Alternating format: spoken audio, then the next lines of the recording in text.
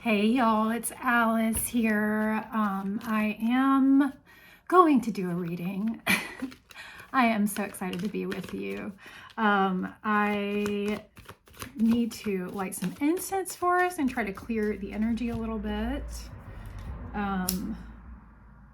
These videos are timeless, so whenever this comes across your sphere of awareness, that is when it is for you. That being said, only stuff that resonates is for you, stuff that gives you like a lift in your heart chakra. Those are the messages that are for you. If you get like a sinking feeling somewhere in your lower abdomen and maybe your solar plexus, then that is an indication that maybe you're triggered or it's just not for you. So I don't really read in a way that I don't read with, I don't know. I don't kind of focus on themes of like doom and gloom. I don't focus on stuff like that. And I don't make predictions of things like that. That is actually what I believe is, it's kind of can be dark magic when you use your power and your influence to predict and therefore manifest dark things.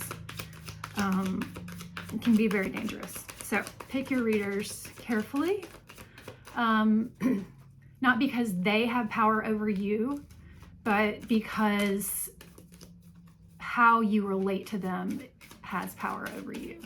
So it's like you, whatever is coming through your channeler, that is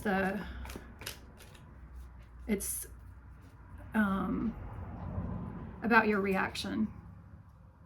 And that is, you can really do yourself a favor and get rid of any readers who are doom and gloom. So anyway, I was sort of dissociating there for a minute for some reason. But y'all know me, don't you? Okay, I'm going to get into a reading here. This is going to be a reading for the collective, for someone in the collective. I'm picking up on an energy band.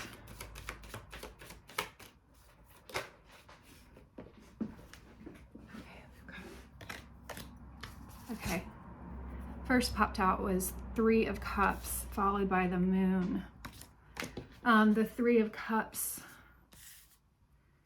here is a gathering between friends. So there's something that is taking you to a gathering with friends. This could be some kind of a celebration. The Moon card, I think it's a really beautiful pair because it sort of speaks to right now, as I'm recording this in linear time, we are in October, and this pair sort of makes me feel into the feeling of the harvest and Samhain and Halloween.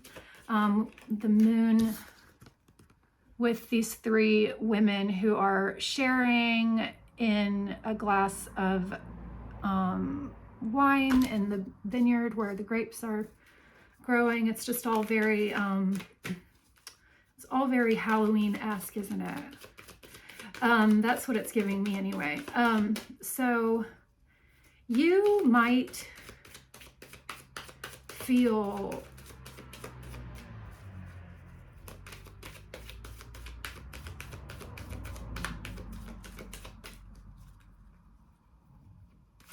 like you're just dipping a toe in something.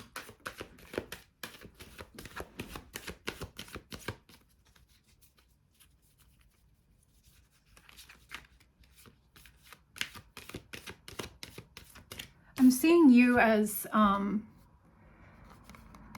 as this little girl. I'm now seeing her as a little girl and not three women. So that's interesting. I've never noticed that. But so I'm seeing you as sort of this little girl who is not, so she over here is completely in rapture, and she is in the mood, in the spirit. She is very vulnerable. And then we have the little girl who, it's like she's just come up to the party and she's sticking her glass in, or cheersing her glass. It's like but it was like she's dipping it from above. It's like the grapes are like bleeding wine into their cups. But anyway, I'm seeing you as this little girl who is just, there's something about kind of just setting a toe in something. It's like you're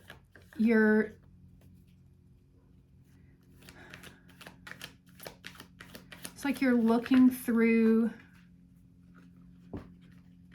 I'm seeing like, it's like these are like two big towers, like is like in, I don't know, there are movies where there's big towers like that, and it's kind of like this gateway between the two of them.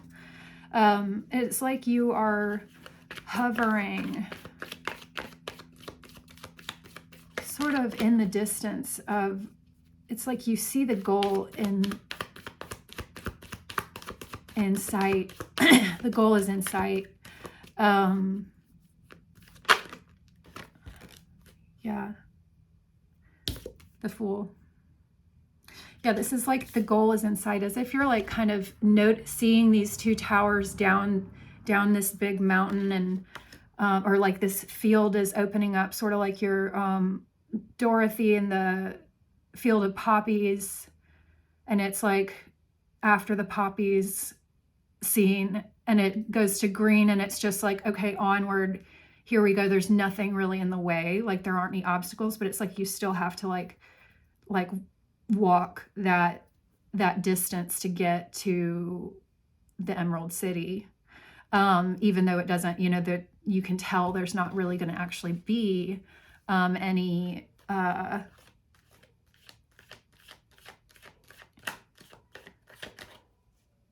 like any real obstacles at this point. And so the Fool came out, which is very, you know, this is where you are right now. It's like this energy of like, here is the beginning of this journey, and here I stand, and this is like, you know, this is like the Fool is here with his little tiny pack, and who has complete faith in the universe to provide him everything that he needs. That is the wisdom of the Fool. The Fool is 0 point energy. It's the energy with which all is manifested. The Fool, out on his own, he is not throwing caution into the wind, because he has full faith in the universe, and that creates a plane from which he can manifest whatever he wants to. So he doesn't need much of a pack. He is on his way to the Emerald City, as it were. Where are we going? The Fool is this energy of really like taking a leap of faith too. It's like you're it's like it's just like that. I just keep picturing that scene. It's like this relief, like this sigh of relief to be within shouting distance of the finish line, and there's not like a rush anymore. Like, you know, it's not like a race where you have to get there immediately. It's like, oh my gosh, there it is, and like now we can just take our time, like making our way there, and go as we're ready to do that. So it's like you're, God, my nose is itching. That's interesting. It's like,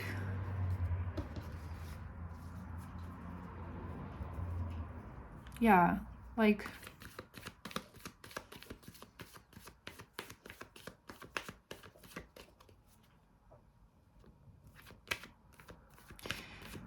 so in this card, the Moon card, we have the two towers there that I'm talking about, and which I'm now, which I've been equating with the idea of the Emerald City. Here, though, it's like two towers, so it's because it's not really the Emerald City that we're after, is it really? It's like, it's not this particular destination that you're looking for. It is, you've actually just been looking for that starting line. Like, that's what this is. Or it's like the license to, it's like a freedom line. It's like, if you can cross this line, then you will be able to manifest whatever you want. You will be able to dream. It's sort of this ambiguous, though, destination. You know, if you're looking at it, it's like neither tower is where you're trying to go, but the towers themselves indicate that you know, they beckon you that way.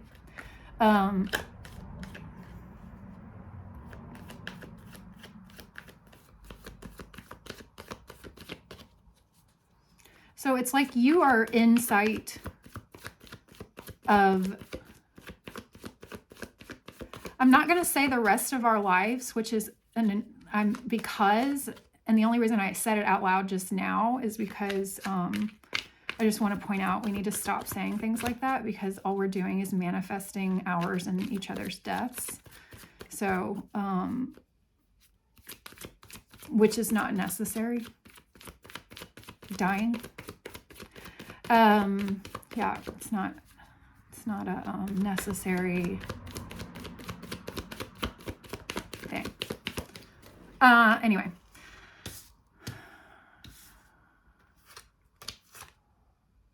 Queen of Cups. Yeah, I think there's definitely like love. There's definitely love involved. The Queen of Cups.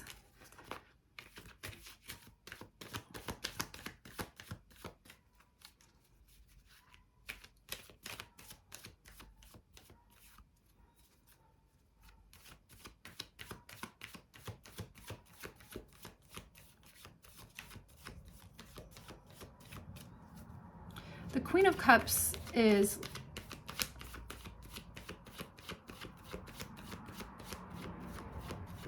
made of love.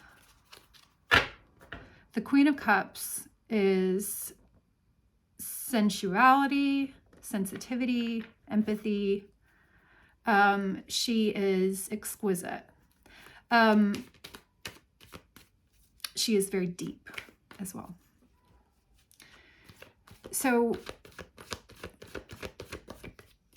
it's like, this is where you are by the time you're about to be at that finish line. There are a lot of ways that you could be at this point. Like, you could, like, life could have, you know, your spirit could be manifesting very differently in human form right now. And but you're coming in as the Queen of Cups, and that's how you are kind of coming up to this finish line, is as the Queen of Cups.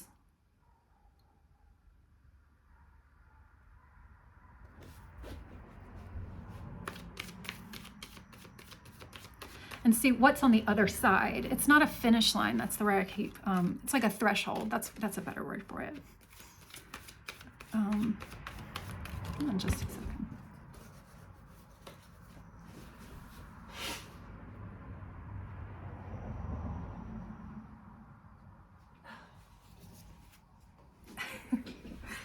Ugh, my nose just keeps itching.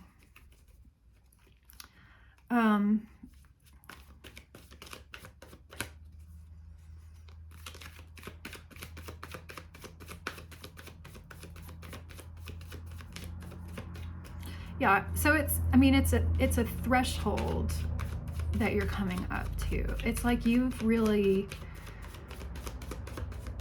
like traversed the world to get to this point. It's like it's been this epic journey, and then it's like you get there and it's like, oh, and it's not like one destination. It's just like now you're finally free to like own the universe.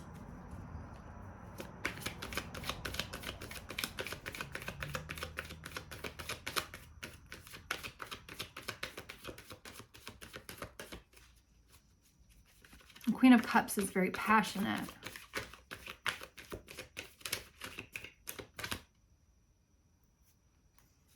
This Queen of Cups. Ace of Swords. Yeah, so we have a confirmation. So I'm feeling there's another, the Queen of Cups is not without a partner. That's the thing about the Queen of Cups. She's in a pair with the King of Cups. The two of them, unlike say the Queen and King of Swords, the Queen and King of Cups, by nature of the type of energy that they pair with each other. They are, equal and opposite. But the King and Queen of Swords, because of the type of energy that they represent, they could be together or they don't have to be, or whatever, but they're more represented as independent partners. So Queen of Cups, if you're coming up as the Queen of Cups, it's like there's love on the horizon. That might be what this is. Like, this might be the threshold of all that you've ever been able to imagine about love.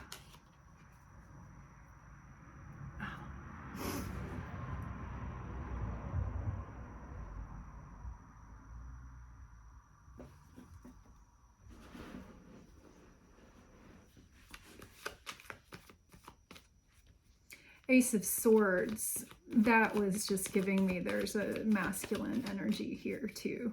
So that's why I was talking about the Queen of Cups having a suitor, which is the King of Cups.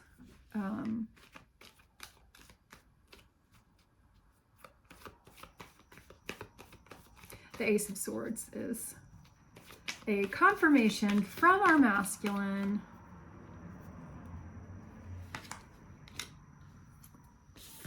that he is not in indecision anymore.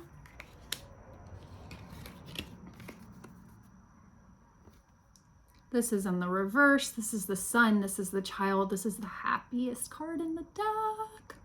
It's glorious. It's beautiful. It's brilliant. Here in reverse, it's only just slightly less amazing. So when it's like this, that just means it's like about to happen. It's like you can taste it. That's what this is about. Like you on the horizon as you move towards these two towers, and like towards your threshold into, heaven, basically.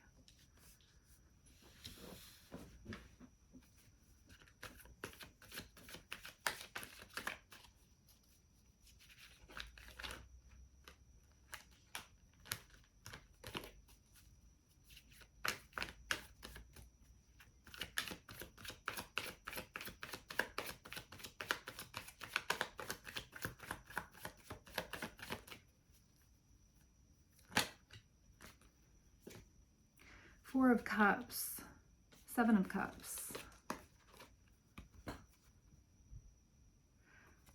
Four of Cups,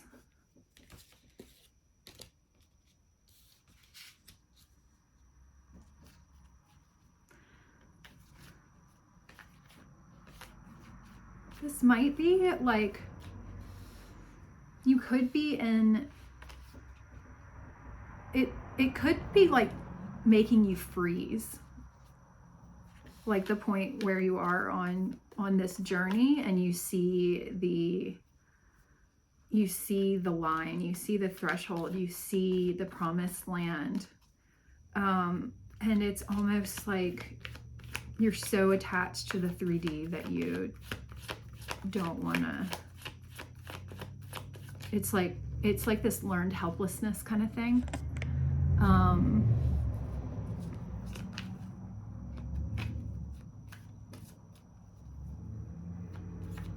Where it's like you've been so stuck in the stress and turmoil of the density of the journey that you're like, an animal who's been in a cage for half its life, and then you open the door and the animal doesn't even bother to, he doesn't ever leave the cage just because, they, that's sort of what this is.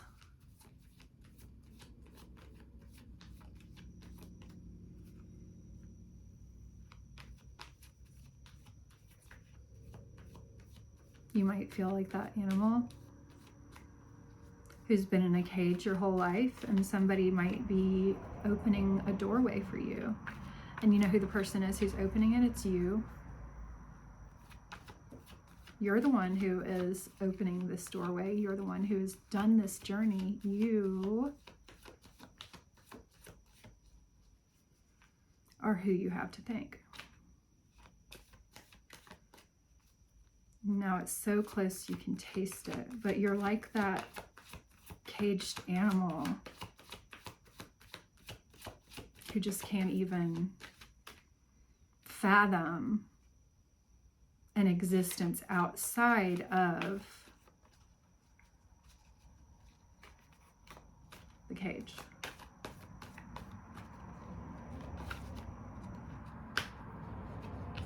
It's like it's your comfort zone, you know? It's like feels like it's like your kennel. It's like your little den. Sometimes our stress can be like that. Our dense lives can feel like comfort. We take comfort in our own anxiety because it takes up space. Our traumas take up space. And when you remove the traumas, the space is still there, and they're in the exact same shape as your traumas. So it's hard not to keep like attracting that stuff back. But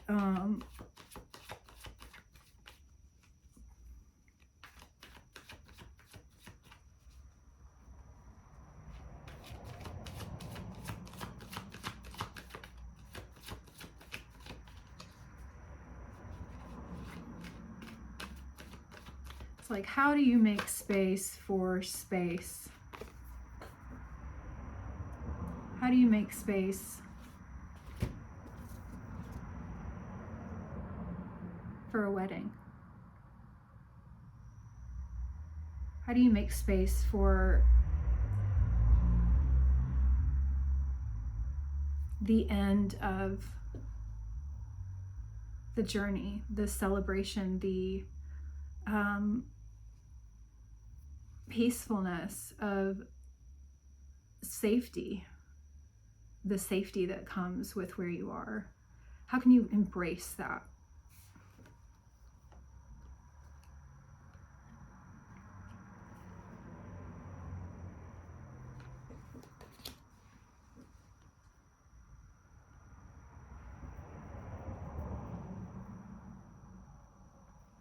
It's like you're always going to have to be managing things to a certain extent.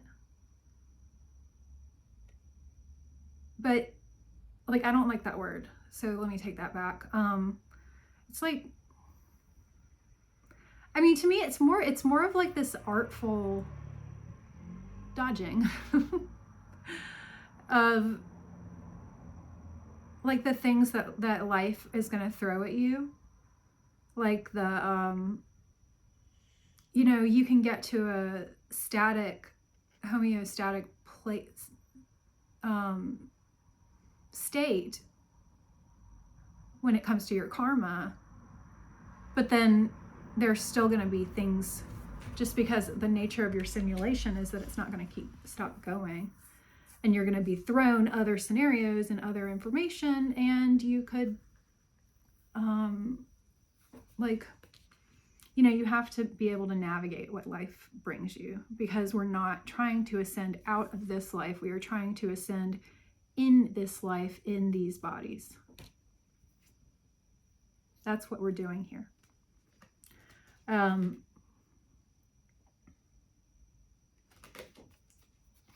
This is like what the outside world feels like.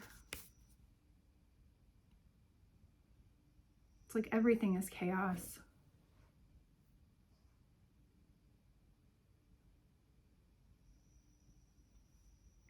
Tune out of it. It's a simulation. Tune out of it. Tune out. Tune out. You're not a bad person if you tune out. It's a simulation. Attend to what is in your simulation. Stop exposing yourself to stuff like current events, social media. Cut off those avenues and train your algorithms to only show things that are positive and uplifting for you, which I'm not saying everything needs to be a cute animal picture. In fact, like, I trained my algorithms a long time ago and there are no cute animal pictures because cute animal pictures actually make me sad. So train your algorithms. You've got to disconnect. You have to figure out a way to remove yourself and withdraw without creating residual karma. That's the trick. That's the trick. That's the trick. So it's like, you're not saying like everyone should just ignore terrible things that are happening right in front of you. No, if it's your job to do that, or you are aware of it because of some other reasons, if it's your life, then you attend to it. Every individual person should attend to that which is the content of one's own life. So take in the content in your life closest to you first, and then look at the outside stuff. If you are able to disconnect from the outside world, and then all of a sudden you're being bombarded by people telling you that you need to have an opinion about something happening in the simulated 3D world from which you have tried to detach as you ascend up to the 5D, don't feel like you have to have an opinion about things in the simulation. People are freaking out. This has gotten to a different level somehow. We have hit a different level, and it's not somehow. We are at a very important tipping point, culmination point in the ascension of the planet, in our planetary expansion, our expansion in consciousness. That's what's happening right now. There's a reason that everything is so crazy. It's because it's a simulation and we're manifesting on a mass scale. We're all manifesting really chaotic stuff. So we need to divorce ourselves from the media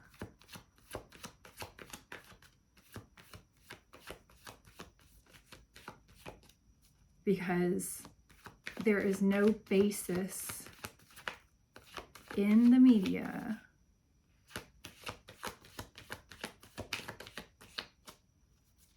in things that actually matter to you. Like, what are the most important things in your life?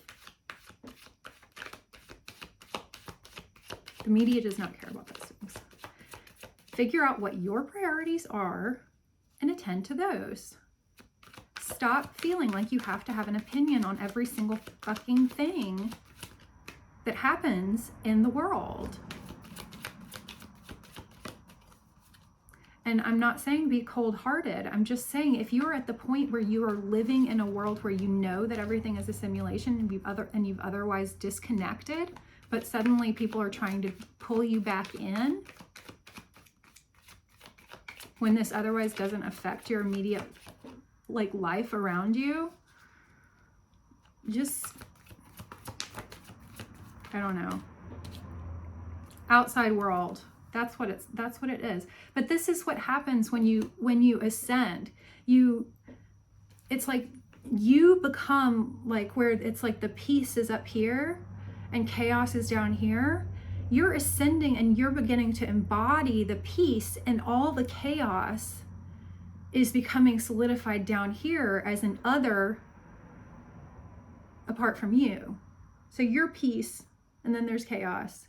Your peace, here's the outside world. It's crazy. It's crazy.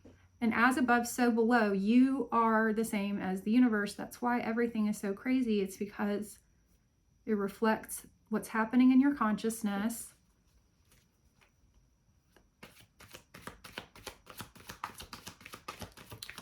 So, outside world, crazy. Yeah, that's my... And that could be what's keeping you from ascension here.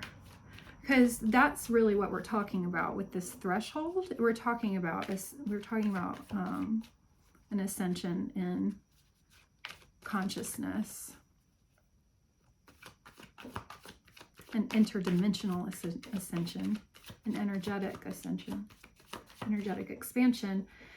That's what we are talking about when we're talking about this threshold. It's like it's right there. Like you're there. You just haven't sidestepped across the threshold. I mean, it just sort of is like, what do you call it? It's, I can't remember the word. I'm not thinking of the word.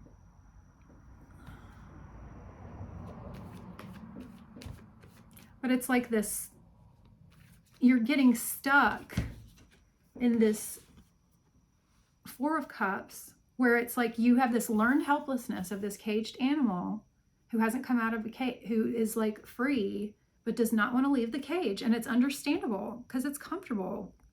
That's where it's like we're like the space in our head where the trauma was, in our systems, I should say, because it's not in your head. The space that is left when you try to get rid of trauma, it feels like it craves something heavy to put in it. Like it's like you're going to feel like trauma weighs you down. When you get rid of it, you're going to feel like lifted away. Like it makes you feel light and makes you feel like you can breathe, makes you feel like your perspective is expansive. But here he has like learned helplessness because he's almost there, but it's like he's so attached to the chaos and like in the 3D.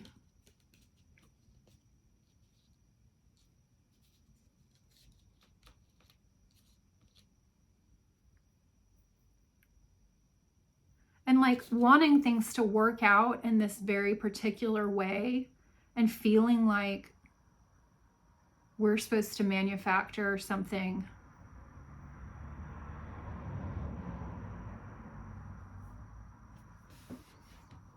perfect before we're actually in heaven. You can't manufacture perfect while we're in the 3D. That's the whole point of the 3D. It's messy. It's not perfect.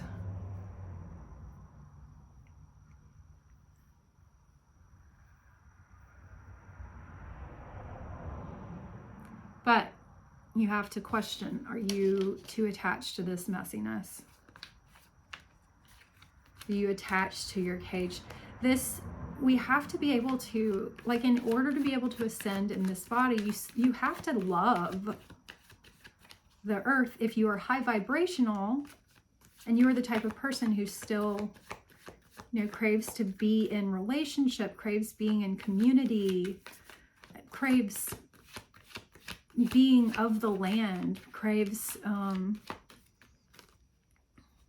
nature more than disconnect.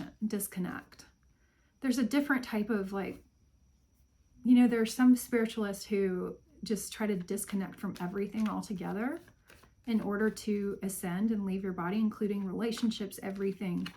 And then there are other people who, there's another path, is what I'm trying to say, where you can get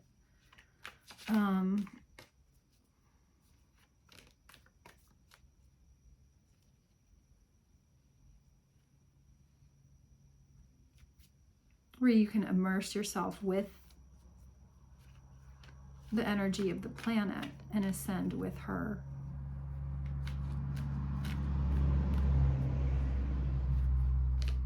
But your stuff is here, so that's why it's kind of weighing you down.